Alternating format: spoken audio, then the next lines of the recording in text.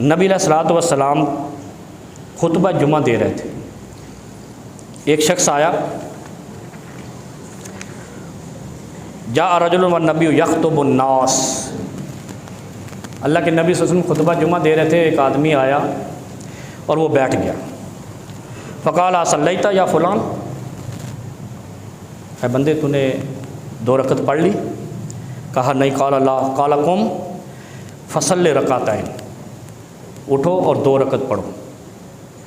اب یہاں پہ میں پچھلے جمعہ بھی ایک سوال کیا تھا، اس جمعہ بھی سوال کروں. خطبہ جمعہ 2 خطبے ہیں، سارے مسلمانوں کو پتہ ہے نا، 2 خطبوں پہ خطبہ جمعہ شامل ہے، اور 2 خطبے ہی جمعے کے لیے فرض ہیں، اس کے علاوہ کوئی چیز فرض نہیں. جو تیسری چیز ہے وہ بدعت ہے، ناجائز ہے، رسول اللہ صلی اللہ علیہ وسلم کے دین پہ زیادتی ہے. اب امام خطبہ دے رہا ہو، ایک شخص آئے اور 2 رکعت پڑھے، اس کے بعد بیٹھے اور خطبہ جمعہ سنیں. یہ جو عربی میں 2 خطبے دیتے ہیں، اس میں اتنا وقت ہوتا ہے؟ تو رسول اللہ صلی اللہ علیہ وسلم خطبے کے دوران ممبر پہ کھڑے ہوئے کہہ رہے ہیں، بندے اصلیت فلان، اے بندے تو نے نماز پڑھ 2 رکعت پڑھی؟ اس نے کہا نہیں یا رسول اللہ صلی اللہ علیہ وسلم. کہا پڑھو، یہ خطبے کے دوران کلام ہو رہی ہے. اور سانو کی نے کچھ نہیں کہنا، سر نیچے کر کے بیٹھے رہنا، کیونکہ اسی مجہول قوم ہے نا، لایانی قوم ہے. ہمیں سر نیچے کرا کے بٹھا دیتے ہیں، بھی جو مولوی بکدا ہے بکدا رہے. بکدا ہی ہوں نا، جب شریعت کے خلاف کرے گا تو غلط ہے، ناجائز ہے، حرام ہے. اور جو حرام کرتا ہے اس کو ممبر پہ کھڑا ہونے کا حق ہی نہیں ہے. ناجائز کرنے والے، شریعت کو غلط بیان کرنے والے کا ممبر پہ کیسے حق بن گیا؟ یہ تو وراثت ہے رسول اللہ صلی اللہ علیہ وسلم کی. اور یہاں پر نالائق، شریعت کا مخالف، دین کا مخالف، سنت کا مخالف کھڑا ہونا یہ کفر ہے. رسول اللہ صلی اللہ علیہ وسلم خطبے کے دوران کہہ رہے 2 رکعت پڑھ کے پھر سن. اس کا مطلب ہے وہ خطبہ لمبا تھا. جو 15 منٹ کہتے ہیں انہوں نے بھی تھوڑے کان کھڑکاؤ.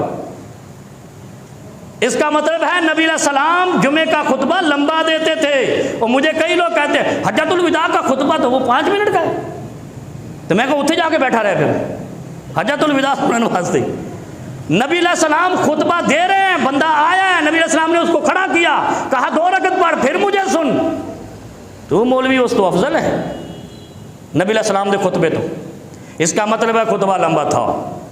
لہذا جو 2 عربی کے خطبے دیتے ہیں ٹنا ٹن اور کیا کریں، میں سنی ٹنا ٹن، بس ٹنا ٹن وہ خطبہ ہوتا ہے. وہ اس میں تو 1 رکعت نہیں پڑھی جائے جتنی تیزی میں وہ 2 خطبے دیتے. پھر اس خطبے میں خصوصاً منع کرتے کچھ نہیں پڑھنا، بھی بیٹھ جاؤ، کبھی ایسے بیٹھ جاؤ کبھی ایسے بیٹھ جاؤ، ایسے سٹائل بھی بتاتے ہیں.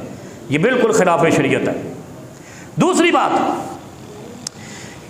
تیسرا خطبہ نہیں دیتے ہیں جس کو تقریر کہتے ہیں، جو کہ ثابت ہی نہیں ہے. سرے سے کوئی ایک روایت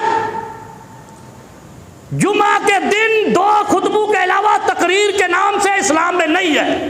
جو وہاں بیٹھتا ہے وہ بدعت کا حامی ہے، وہ شریعت کو وائلیٹ کرتا ہے، شریعت کے حکم کی خلاف ورزی کرتا ہے، ناجائز کام کی تقویت بنتا ہے.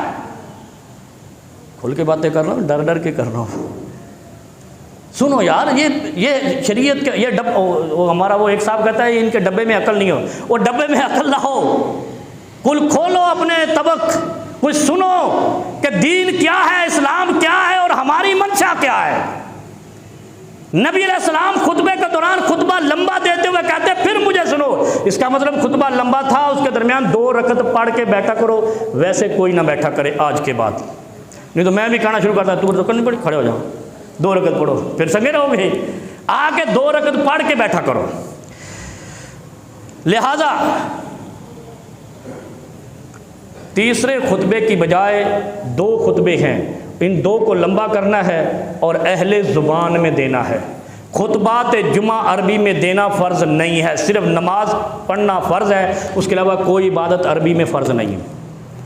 آپ بیت اللہ کا طواف کرتے ہوئے بھی اردو میں دعائیں کر سکتے، تو یہاں خطبہ کیوں نہیں اردو میں دے سکتے اہل زبان کو؟